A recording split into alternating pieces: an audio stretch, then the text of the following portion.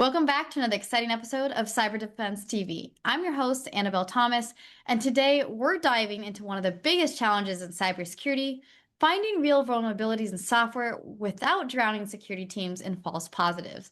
Joining me today is Geng Yang, the co-founder and CEO of Zast AI, a company that built an AI agent designed to analyze code, generate proof of concept exploits, and verify vulnerabilities with the goal of eliminating false positives. Geng, welcome to the hot seat. Hi, happy to be here.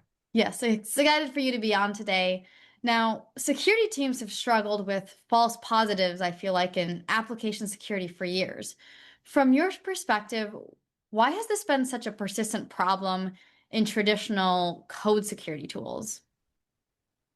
Well, this problem is a little bit actually outdated because nowadays everybody's using LLM to discover vulnerabilities in the code, and everybody's saying that discovery becomes abundant, trust actionability becomes scarcity because actually triage is now the bottleneck. The traditional code scanning tools failed because it didn't close the loop.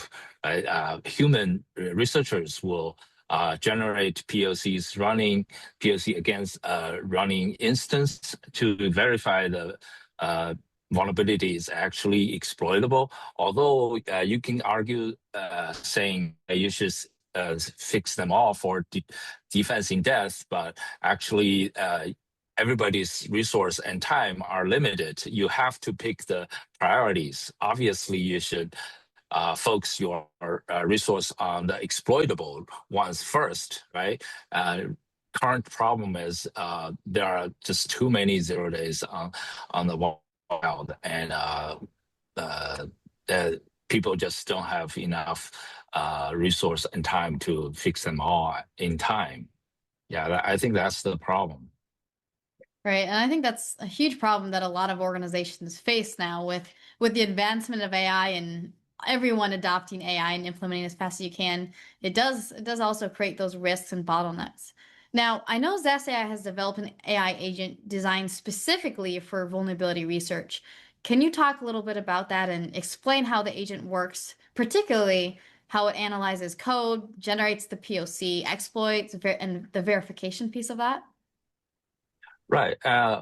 We use both traditional, static analysis tools and also LLM-based reasoning. On the traditional side, we analyze the code property graph and related structures, and then to understand the flows, understand the mechanisms. On the LLM side, we use model to understand the logic of the application. What does the software do? Where are the assets? What are the trust boundaries? And where maybe the business logic gaps for authentication, bypass opportunities, things like that. After that, we produce a list of vulnerability candidates. For each candidate, we feed the relevant context into a fine-tuned model that generate possible POCs. And those POCs are then executed against running test targets. By the way, we can automatically deploy those targets based on your source code. At this point, we got 90+% successful rate right now. If the customer can provide a test environment, that will be ideal. Most of the generated POC do not work. However, whenever it works, the verifier layer will determine if this is a legit vulnerability or not. So basically, we do those in 3 steps. First, use all the tools in the world, including all the LLMs, to generate candidates and generate POCs. And then the third, we verify the result of POC running. Right. Now, I think that's a key thing to emphasize there, the verification piece of it that you're talking about. Many tools that we see out there today can identify potential vulnerabilities, but they kind of stop there. Versus what you're talking about, you're also focused on the automated, not only the automated generation, but also the validation piece to confirm whether that vulnerability is real or not. How does this type of approach change the way that security teams evaluate and prioritize the security findings?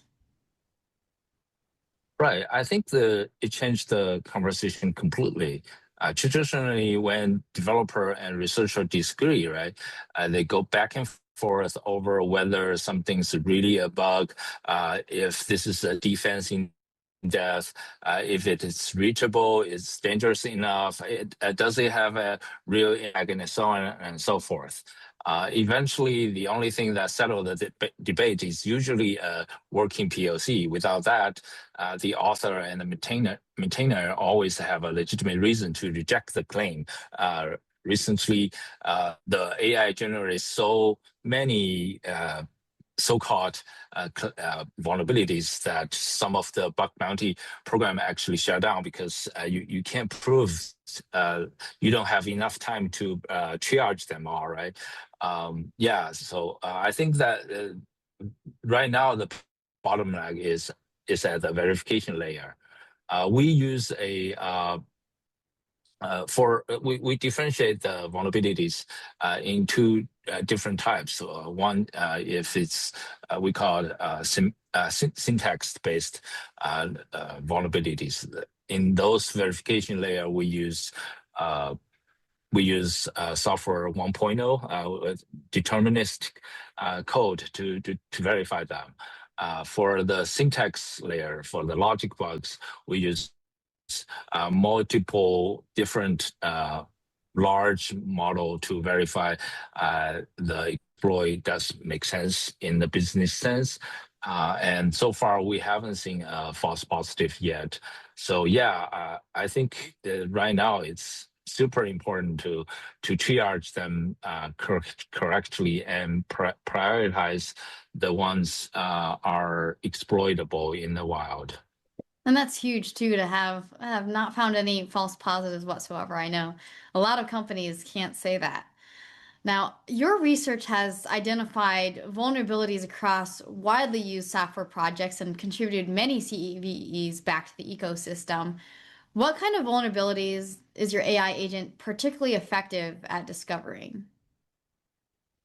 Uh, Right now, we especially effective in injection style vulnerabilities.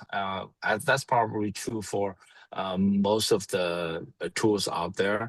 And broadly speaking, most exploit-driven bugs, that's where verification matters. We assessed a large part of the open source ecosystem, especially widely used and high impact projects. So we go from the project with most stars to the least ones, right? And also we scan a lot of firmwares in the old IoT devices, and we found a lot of very terrifying end of life 0 days. We call it forever days. Actually. Professor Bruce, I think, coined that term in 2012, which means the device vendor doesn't support this device anymore, and they're not going to provide a fix, and nobody knows if those firmware has a bug or not. Right now, we found like hundreds of and forever days in those old firmware, and according to some of the researchers, half of the devices on internet are still running with those old firmware with a lot of 0 days known or unknown to human beings or in the CVE database. That's very terrifying. Yeah, that's scary. Now, Zast research has already uncovered vulnerabilities, but even in bigger projects like Microsoft Azure SDK, Apache Struts, WordPress, contributing way over 100 CVEs. For you, how important is it for a company like Zast to contribute vulnerability research back to the broader security community? Oh, that's what we do. That's our mission. In the AI era, more and more code is being written, uh, but there's no enough time for human capacity to review them all. So we have to, someone has to find the next log4shell level problem before the attackers do. Well, we're not sure if who's faster at this point. Actually, it's just a matter who burns more tokens faster to find those high impact bugs. Historically, security researchers made a living by finding and responsibly disclosing vulnerabilities and by working with vendors to improve the ecosystem. Now the game actually changed quite a bit. We're still doing that ourselves as continue the mission with better automation, but I'm not sure the industry can react to the speed fast enough. But anyway, contributing back is not a side activity for us. It's essential to why we exist from the beginning. Yeah. Right. I know you mentioned there that the industry tends to be a little bit slower for some of these changes. Looking ahead, how do you see AI changing the vulnerability research space and application security space if we're looking over the next few years? What do you see coming up? Oh my God. It has already changed a lot. Things are moving so fast. I don't think I can foresee multiple years. I can't even foresee a month. Right. What I can say is we'll keep doing this with the latest model, latest agent technology, as much as we scan as much source code as we can, and we try to find vulnerability as fast as we can, as scale as possible. I think the industry is entering a very important and frankly very terrifying phase. I'm not sure what's going to happen next, but I think verification layer, because you got so many AI generated reports now. Yeah, I think verification layer becomes more and more important for everybody, including the vendor, including the CNA, including us, to verify, hey, which ones are legit and the higher with higher impact, and we should focus on those first. Yeah, it's a race. We have to move fast, and we have to do more every day. Right. Never satisfied. I love that. Now, Geng, thank you so much for joining me today and sharing your insights. Before we close out the episode, is there anything else you'd like to share with our audience? Um, yeah, I guess I already said many times, the stake is getting higher. While we have to stay ahead, we can't afford to remain reactive. We need to find and verify vulnerabilities as much as possible. Yeah, and I don't know how can we fix them and deploy them and patch them as fast as possible. That would be another story. That yeah, it's very hard. I love that. Well, you heard it here first, folks. Zast AI is at the forefront of analyzing code, generating proof of concept exploits, and verifying vulnerabilities with the goal of eliminating false positives. If you want to learn more about the incredible work Geng and his team is doing, check out their website at Zast AI, zast.ai. That is ZAST.ai. Geng, thank you so much for joining me today. And to all our listeners, stay curious, stay secure, and we'll see you next time on another episode of Cyber Defense TV. Cyber Defense TV and Cyber Defense Radio have launched 24/7/365 live streams. Visit them online today at Cyber Defense TV and Cyber Defense Radio. with your host and cybersecurity champion and my good friend, Annabelle.